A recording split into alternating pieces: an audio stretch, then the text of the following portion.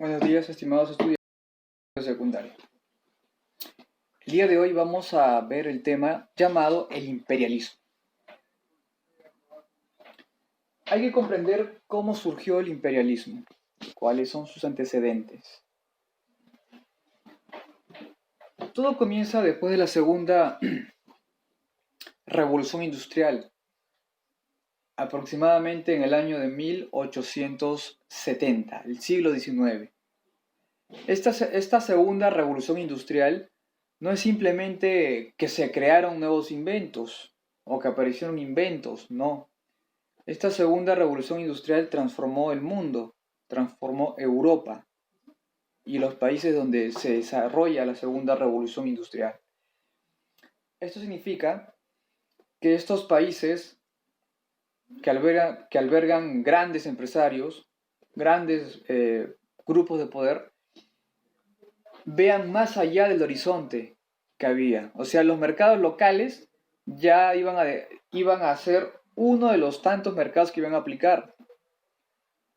La segunda revolución industrial, al poder mecanizar el trabajo, hace que se pueda producir en grandes cantidades. Antes de la primera revolución industrial y antes de la segunda, el proceso de fabricación de un producto era muy lento. Era prácticamente manual. Era muy lento. ¿Qué pasó? Con la primera y sobre todo con la segunda revolución industrial, este proceso se duplicó a pasos gigantescos. Por lo tanto, ahora podías producir más. Y al producir mucho más, pues, tienes que buscar nuevos mercados a dónde vender. Porque lo que tú produces ya estaba destinado para el mercado interno. Pero también tú apuntabas afuera de tu país. Si tengo tantos productos y el stock nacional ya está copado y yo tengo más producción, ¿qué hago? Tengo que buscar nuevos mercados. ¿Dónde? ¿Mi país? No, porque tu país ya está copado. Ya tienes tu mercado en tu país. ¿Y dónde lo busco? En otros lugares del mundo. Eso es el antecedente del imperialismo. La producción aumenta, el comercio aumenta, los medios de transporte mejoran.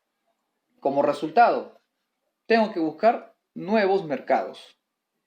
Por eso Europa sentía que era superior a diferencia de otros países en el mundo, porque tenía tecnología, ¿ya? ¿Y qué buscaban los europeos? Otros territorios para que puedan explotar y vender sus productos. Porque de nada te vale tener una gran empresa, una gran industria, si es que no la sabes explotar. ¿A dónde va a ir ese excedente de producto? A algún lugar tiene que ir. Y ese lugar van a ser África, Asia y otros países en el mundo. Estos dos continentes, en especial, van a sufrir el imperialismo. La cabeza, el cerebro del imperialismo son las ciudades metrópoli. ¿Qué es una metrópoli? La metrópoli es la capital, la ciudad más importante de estos países imperialistas. Desde la metrópoli se va a dirigir la explotación hacia otros pueblos o hacia otros lugares del mundo. Características del imperialismo del siglo XIX. La primera parte. Tenemos a la metrópoli, que representa al país imperialista. Tenemos las colonias, ¿ya? Que son los territorios conquistados por los países imperialistas. Y tenemos otras clasificaciones que vamos a ver dentro de un momento específicamente. ¿Cuáles son las causas del imperialismo? Causas económicas, políticas, estratégicas, demográficas, ideológicas y tecnológicas. Causas económicas. Vamos a ver uno por uno y analizarlas. El factor muy importante a nivel económico, que vendría a ser una causa, es la revolución industrial. Hace que las grandes empresas en estos países que son imperialistas necesiten dos cosas. Para que tú puedas producir a grandes cantidades por lotes, ¿qué necesitas? Materia prima y un mercado. Materia prima para crear el producto y luego a través de un proceso, ¿ya? Que vendría a ser aquí un proceso mecanizado, ¿ya? Pase por toda la cadena de pase por la cadena de montaje y luego al final llegue al producto final. Llega al producto acabado, el producto final, y este producto final tiene que ser distribuido. Entonces, necesitas dos: producción, materia prima, el proceso mecanizado y luego el mercado. ¿A dónde voy a enviar? ¿Y Europa tenía materia prima? Sí, pero muy limitada. Tenía muy poca materia prima. Como Europa no tiene materia prima o tiene muy poca materia prima y no le da abasto para vender a otros lugares en el mundo, ¿qué hace? Busca países donde sí exista esa materia prima. Explota esa materia prima, lo lleva a su país, lo transforma y lo vuelve a vender mucho más caro. Por lo tanto, los países imperialistas, ¿qué buscan? Un lugar seguro para invertir su capital. Buscan que la fuente, que la materia prima sea muy barata, porque no le convendría que la materia prima sea cara. Si es cara, lo va a vender a un precio mucho mayor. Por lo tanto, estos países buscan lugares en el mundo donde se pueda extraer materia prima barato. Y tercero, como ya había explicado, mercado. Mercado para poder vender todos sus productos. Si no hay mercado, entonces no tiene sentido la empresa. Tiene que crear para que un público lo consuma. Causa política ahora. ¿Qué buscaban los estados imperialistas? Poder, eso sí, hegemonía sobre otros países. Buscaban la gloria, sentirse los mejores. Y buscaban el prestigio internacional. Eso buscaban los estados imperialistas. ¿Qué más buscaban? Controlar las rutas marítimas, pues para que sea barato el transporte de materia prima de país de origen a su país final. Buscaban controlar también rutas terrestres y toda la zona que le convenía para poder explotar. Y aparte de esto, los países imperialistas buscaban expandir su territorio. No solo se conformaban con que exista su territorio, sino que querían más territorios en otras partes del mundo. Lo que conocemos como colonias. Colonias, exacto. El Perú fue una colonia de España. Y aquí estamos hablando bueno, aquí ya pasó la guerra contra España. Pero un ejemplo es Perú y todas las colonias de España en su momento. Pero España se desarrolla en una etapa distinta a la segunda revolución industrial. La segunda revolución industrial aparece un poco después, ¿ya? Pero es un ejemplo de colonia. Otro ejemplo de colonia vendría a ser la India. La India fue la gran colonia de ¿qué país? De Gran Bretaña. A nivel político buscaban eso, tener el poder y expandir su territorio. Causas demográficas del imperialismo. El crecimiento de la población europea aumentó. Al haber más gente, al haber más población en Europa, aumenta la necesidad. Más población, más hambre. Si hay más hambre, se tiene que fabricar más productos. Así que es un motivo muy fuerte para que estos países también se vuelvan imperialistas. Este exceso de personas genera que las fábricas, que los empresarios produzcan más.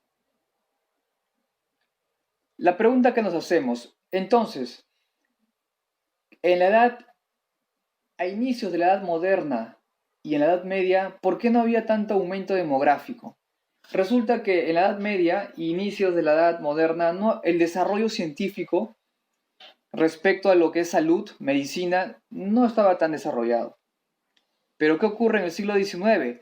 Los avances científicos en materia de medicina, en materia de salud, avanzaron radicalmente. Se descubrieron vacunas para diversas enfermedades o virus, ¿ya? La alimentación era de calidad. La gente pasaba el promedio de vida, ¿ya? El promedio de vida era superado por mucho en el siglo XIX, a comparación del siglo XVIII, XVII, XVI, XV, XIV. La esperanza de vida era mayor por la mejor alimentación, porque la situación económica también mejoró, porque había vacunas, porque a nivel de limpieza mejoró también. Todo esto hace que tu población, como está sana, pueda vivir más años y tenga su descendencia. Otro hecho ocurrido, las migraciones.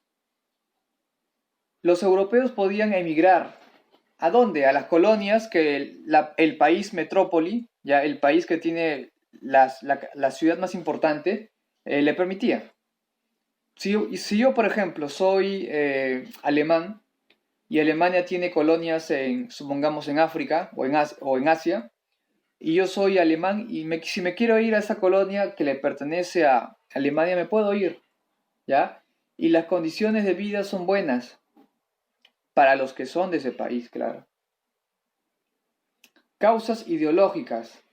Así como aumenta la producción, también aumenta el salario, la salud, la alimentación, a nivel ideológico también aumenta, ¿qué cosa? El racismo. Se cree que el hombre blanco, que vendría a ser el europeo, que poseía dinero, tecnología y conocimiento. Y es ahí donde aparece el racismo. Por ser de tez clara, por ser europeo, te crees mejor que la población africana o asiática. Aquí nace el racismo, pero un racismo muy fuerte. Se pensaba que la cultura europea era superior a todas las culturas en el mundo. ¿Ya? ¿Esto qué genera? Racismo. Racismo, pero un racismo a niveles extremos, no un racismo que hoy en día vivimos. Es un racismo peor que ese. ¿Qué más despierta en el hombre europeo? Un espíritu aventurero, pues así como en su momento, aunque no tiene nada que ver porque España, Portugal en su momento eran potencia, pero para el siglo XIX ya no lo eran, ¿ya?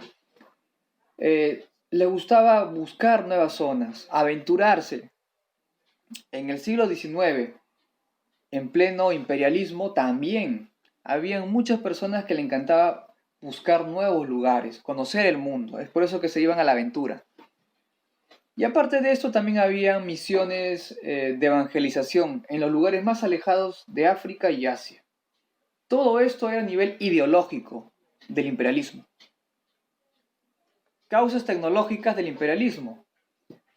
No olvidemos que al crearse la locomotora, el tren, facilita mucho, demasiado el transporte de materia prima y el transporte de personas de un lugar a otro a grandes velocidades.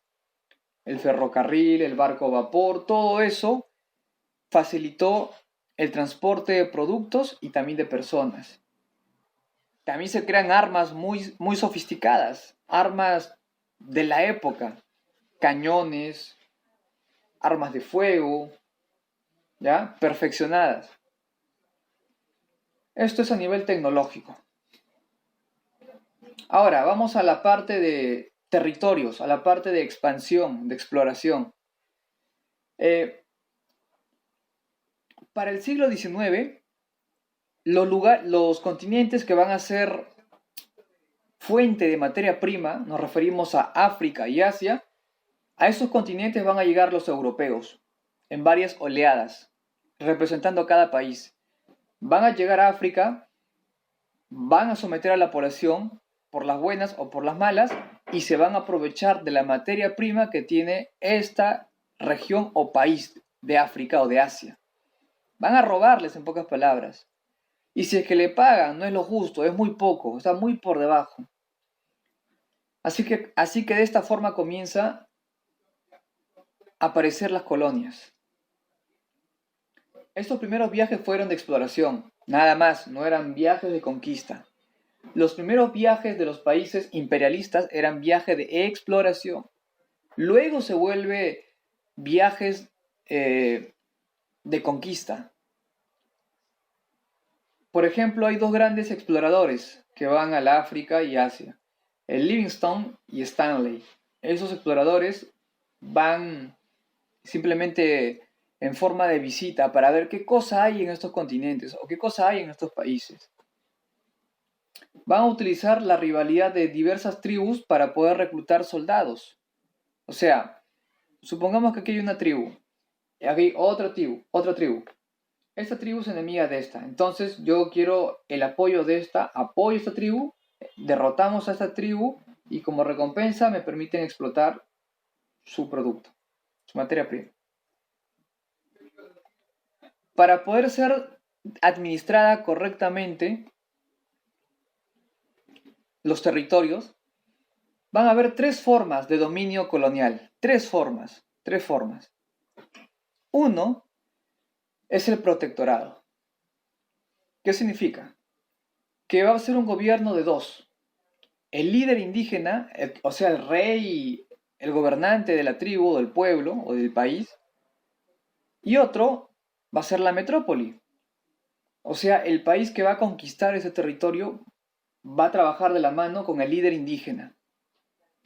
¿Le conviene? Claro que le conviene, porque si está en contra del líder indígena, el pueblo no le va a hacer caso. Pues.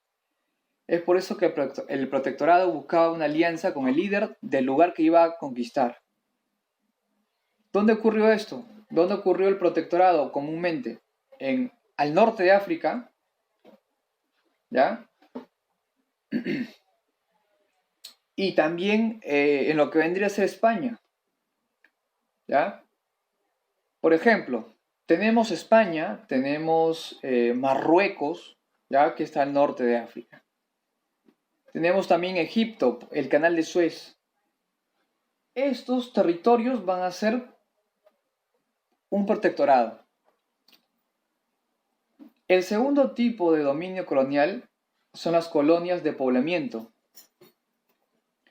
¿Cómo es eso? Las colonias de poblamiento, la metrópoli se va a hacer cargo directamente de la colonia, no va a haber intermediario, ¿ya?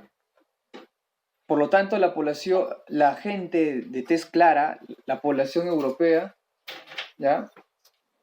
Va a vivir, va a aumentar, va a haber un aumento demográfico en la zona que se convierte en colonia. Van a haber más habitantes europeos que van a tener mayores privilegios, a diferencia del pueblo que ya existía desde en ese entonces.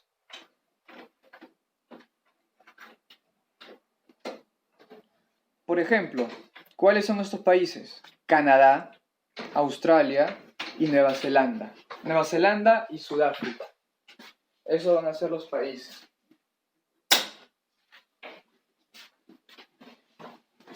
Si se dan cuenta, esos países tienen un trato directo. No como el protectorado, porque aquí sí se iba a manejar la moneda, el idioma, hasta las costumbres del país originario. Canadá, Australia, Nueva Zelanda y Sudáfrica son países de influencia. A ver, podemos determinar qué país qué país colonizador convirtió a estos países en colonia de poblamiento. Por ejemplo, Canadá. En Canadá se habla el inglés y el francés. Por lógica, ¿qué país convirtió a Canadá en colonia de poblamiento? Francia. Exacto. Australia, el idioma oficial es el inglés. Por lo tanto, el país que convirtió a Australia en colonia de poblamiento fue Inglaterra. En Nueva Zelanda se habla el inglés y otras lenguas. País que lo convirtió en colonia, Inglaterra o Gran Bretaña. Sudáfrica, ¿qué idioma se habla? Lenguas locales e inglés. Se habla inglés. También, ¿qué significa? Que Inglaterra tuvo mucha influencia aquí. Una colonia de poblamiento, repito, es el gobierno directo de la misma metrópoli, ¿ya? Sobre la zona. Claro, el pueblo, la colonia va a tener cierta autonomía, pero las decisiones más importantes la toma la metrópoli. Otro tipo de forma de dominio colonial son las colonias de explotación. ¿Cómo es eso? Zonas de donde yo voy a extraer la materia prima. Voy a enviar colonos para que puedan explotar la materia prima. Pero ¿cómo voy a explotar materia prima? Tendría que llevar a toda mi población, bueno, a una parte de mi población, a los obreros para que trabajen. Pero resulta que el sueldo del obrero era mucho, era superior, mientras que la mano de obra barata lo encontraban en el mismo país que estaba siendo colonizado. Le convenía a estos países imperialistas contratar mano de obra barata que contratar a sus mismos obreros. Los mismos obreros que son, por ejemplo, ingleses o franceses, ellos trabajaban en el mismo país. Claro, ganaban más, pero se dedicaban a otro tipo de actividades. Así que la colonia de explotación prácticamente es un lugar de donde van a extraer materia prima. El gobierno no va a ser directo, el gobierno no es directo en estas zonas, pero en las colonias de poblamiento sí, en las colonias de explotación no. Van a haber gobiernos locales, pero no va a ser directo. ¿Esto qué genera? Discriminación. Que la población no pueda ser escuchada. Y que en vez que sea escuchada es maltratada y hasta asesinada. ¿Cuáles son las áreas de expansión? Veamos. Uno es África.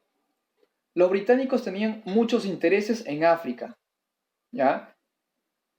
Los británicos van a explotar las zonas norte y sur de África. Ahí van a establecer colonias, los británicos. Los franceses van a establecer colonias en el oeste y en el este de África. Y el rey de Bélgica, que no quería perder una porción de la torta, va a adquirir una colonia cerca al río Congo.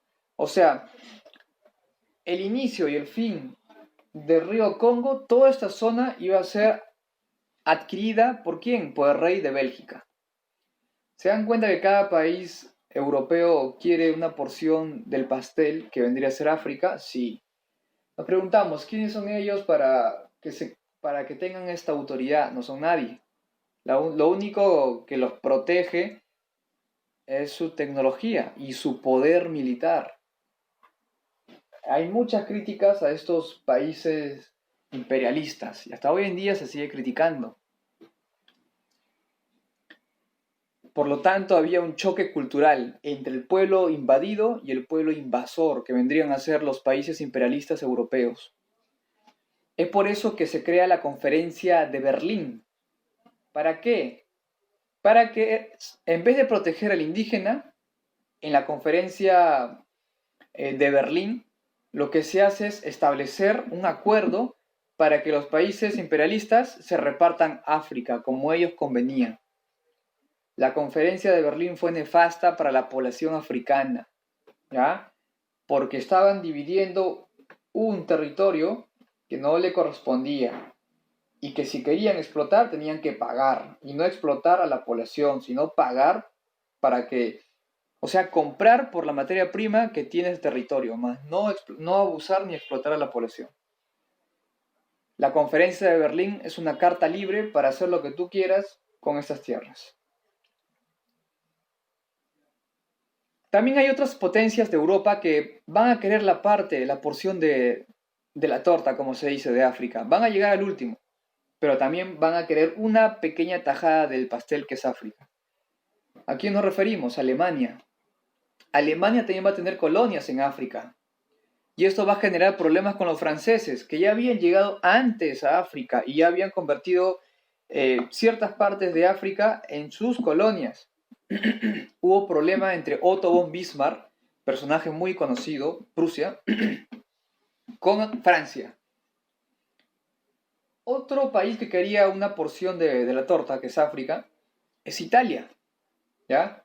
Italia va a dominar lo que es el sur de Egipto, sur, no va a dominar todo Egipto, no, sur de Egipto, lo que vendría a ser Somalia y Etiopía. ¿A cargo de quién? Del famoso rey Víctor Manuel II, rey de Italia. La otra distribución territorial en este reparto de los países imperialistas es la África Negra.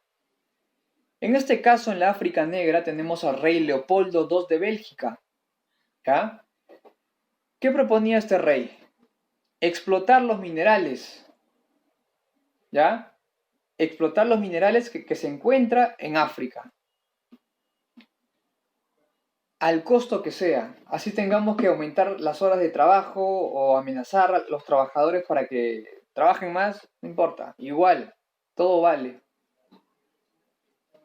Y es más, van a crear otra conferencia, la Conferencia Internacional de Berlín. ¿Qué significa? ¿Que la población africana ahora tenía ciertos derechos? No.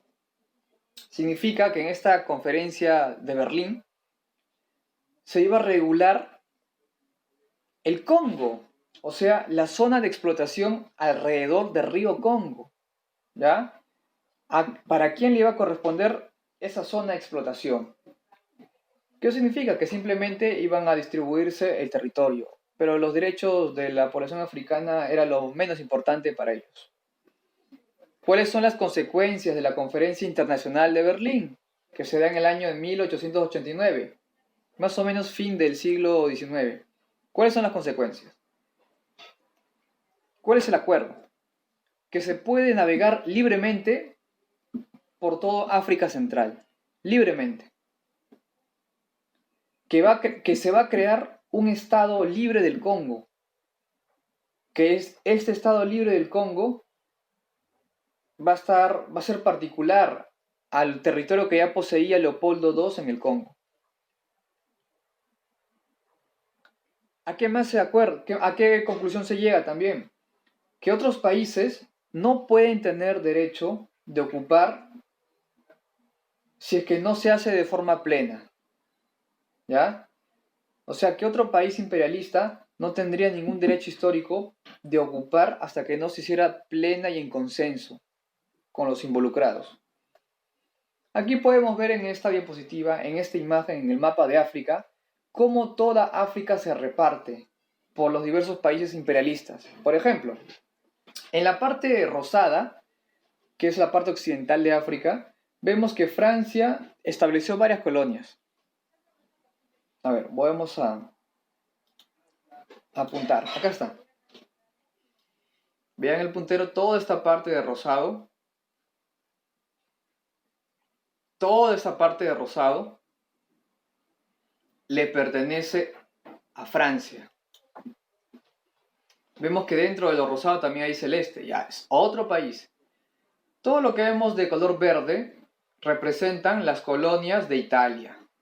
Libia, por ejemplo, Somalia y por aquí un poco de Eritrea. Todo eso le corresponde a Italia. Ahora Bélgica también tiene la porción del pastel que es África. Todo lo que ven de este color medio rojizo le pertenece a Bélgica. Es una colonia de explotación. Todo lo que ven de celeste son las posesiones inglesas. Lo que ven de color azul es española. O sea, esta pequeña parte le correspondía a España. Los estados independentistas o independientes solo era esta zona, miren. Esta parte de Liberia y esta parte de Abisia. Estados libres. Y todo lo que ven de entre rojo y blanco son las antiguas colonias de Alemania. ¿Ah? En pocas palabras, los países que cortaron el pastel que es África y tuvieron más colonias fueron Francia, Inglaterra y en menor medida Libia. El canal de Suez también fue administrado por Inglaterra. El Imperio Británico en el siglo XIX, en pleno contexto imperialista, mandó construir en Egipto el famoso canal de Suez. Un canal que te permitía transitar llevando tus barcos, ¿ya? para realizar el comercio. Los británicos controlaron el canal de Suez en 1875. ¿Qué significa? Que los británicos tenían el pase libre para navegar por el mar Mediterráneo y llegar al mar, al océano Índico, sin ningún problema. Y también podían atravesar el mar Rojo.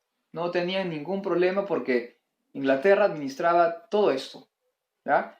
Esto hacía que el viaje desde Gran Bretaña hasta Egipto y otras zonas que eran colonias de Gran Bretaña sea fácil, sea rápido, sea barato y sea fácil. ¿Por qué? Porque ya no tenían que bordear todo África, pues. Porque para poder llegar a los países asiáticos o africanos era muy complicado.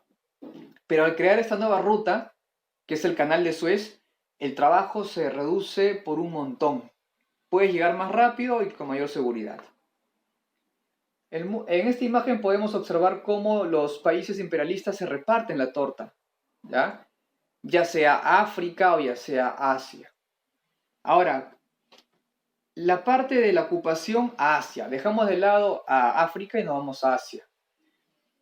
En Asia había varios países que tenían mucha influencia y querían también parte de Asia. ¿Quiénes son? Rusia, Estados Unidos y Japón. También tenemos por otro lado a los británicos, que tenían colonias. Como ya había explicado, el Imperio Británico creó una gran colonia en la India, en Birmania y en Malasia. Los franceses también, por su parte, ocuparon Indochina. Indochina es lo que conocemos, pero ahora está separado y son países autónomos como Laos, Camboya y Vietnam. Eso es Indochina, hasta que luego se independizan estos países. Es por eso que Francia crea la famosa Unión Indochina, lo que acabo de explicar, Camboya, Laos y Vietnam, con la excusa de proteger a los misioneros católicos. Pero también tenemos a las potencias que querían el comercio en China, querían una parte del comercio en China. Es por eso que en este contexto del imperialismo a nivel mundial, se da la guerra del opio, la famosa guerra del opio. ¿Qué es el opio? El opio es una planta que cuando se sintetiza se transforma en droga. En China se generó la famosa guerra del opio. ¿Quién es? ¿Quién es el país más interesado en esta guerra del opio? Inglaterra, exacto, los británicos. Esta guerra del opio generó muchos ingresos para la corona británica, pero esta guerra del opio fue una guerra a muerte. El opio generó mucha adicción en la población china. Es por eso que el gobierno chino prohibió el consumo de opio bajo pena de cárcel u otros castigos. Y también en China se dan las revueltas sociales. Las revueltas sociales por un gobierno más justo, menos autoritario y un gobierno que no se venda a los británicos. Es por eso que se da el enfrentamiento de los boxers. Así le llamaban a la población rebelde en China, los boxers. Todo esto pasaba en Asia. Los países europeos también se repartieron Asia. Aquí vemos el reparto de Asia en este mapa. Lo que está de color anaranjado es lo que le pertenece a Alemania, Corea y Japón. Lo de verde es Francia, lo que vendría a ser Indochina. Lo de amarillo es el reino británico. Lo de color medio anaranjado claro es Japón. Disculpen, esta parte de acá de anaranjado claro le pertenece a Japón. Este anaranjado le pertenece a Alemania, que es esta parte de acá. Portugal le tocó pequeños puntos en la India.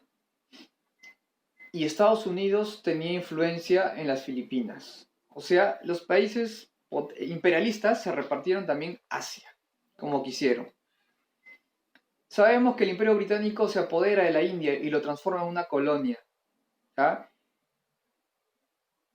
Es por eso que se produce la campaña de las Indias Orientales, para acelerar la colonización de la India. Debido a que hubo una gran revuelta de los cipayos, ¿ya? El gobierno británico tuvo que cambiar su forma de administrar de forma directa, ya no con autoridades locales, sino de forma directa, para controlar a la población. Lo que tenían en mente los británicos era cuidar las rutas a nivel terrestre y marítimo, porque por estas rutas llegaban la mercancía y no se podían ver perjudicados. En el Asia y el Pacífico, los españoles por su parte tenían intereses en Filipinas, ¿ya? Pero había gran demanda de lo que es la seda, el té, las especias y la porcelana. Y por otro lado, Gran Bretaña tenía intereses con la venta del opio en lo que es la India y la China. Esto genera guerras, como ya había explicado, ¿ya? Pero esto ¿a quién le conviene? A los países imperialistas. Otros imperios coloniales y no quedan de lado son el imperio ruso, que llegó a expandirse hasta Siberia. ¿Ya? Otro vendría a ser Japón, que emprende una política imperialista y controla la famosa China, Taiwán, hoy Taiwán, antes se llamaba Formosa, y luego Corea. Luego de la Segunda Guerra Mundial, Corea, la Formosa y China adquieren su autonomía. Y por la parte de Estados Unidos en una guerra contra España, le van a arrebatar, ¿ya?, a los españoles las Filipinas, Cuba y Puerto Rico, así como la isla de Guam. Y en la parte de lo que es Hawái, ¿qué hace Estados Unidos? Compró a Panamá Hawái. Hoy en día Hawái es parte de Estados Unidos. Vemos en este mapa cómo se repartieron los países imperialistas: África, Asia y parte de América. Y también un poco de Oceanía. ¿Cuáles son las consecuencias del imperialismo? Se construyen grandes infraestructuras, grandes construcciones, se desarrolla la industria, aumenta las tierras de cultivo, aparecen nuevas medidas higiénicas, el descenso de la mortalidad desciende y al contrario, la población aumenta, se crean nuevas escuelas y llegan grupos misioneros a estos países colonizados o invadidos. A nivel económico, aparece una nueva moneda, ¿ya? Las reglas de mercado ahora cambian, la economía ahora se basa en lo que es la agricultura y la explotación de las minas. Los productos ahora son industriales. Lo que vendría a ser la fabricación manufacturera, la fabricación clásica desaparece y comienza a expandirse los productos industriales. A nivel cultural, muchas personas, muchos pueblos indígenas pierden su identidad, ¿ya?, producto de la influencia o del choque cultural de estos países imperialistas. Aparece el racismo a niveles exorbitantes y los principales líderes indígenas van a estudiar en universidades europeas, ¿ya? Se van a occidentalizar. Y no solo eso, sino que van a luchar a favor de sus derechos, a favor de la independencia de sus países que eran colonia. ¿Y qué pasa en Europa? A partir del siglo XIX, a finales del XIX, comienza una carrera armamentística para ver qué país es más poderoso y qué país puede controlar mayores colonias y puede imponer sus ambiciones. Por lo tanto, estas ambiciones de los países imperialistas no se van a quedar ahí, sino que van a buscar invadir otras zonas en el mundo y demostrar quién tiene el verdadero poder. Es en este contexto del imperialismo que se produce la Primera Guerra Mundial. Esto es un poco más adelante. Pero ¿cuál es la base? El imperialismo, la explotación y la búsqueda de nuevos mercados en el mundo. Eso sería todo. Nos vemos en una siguiente clase. Chao.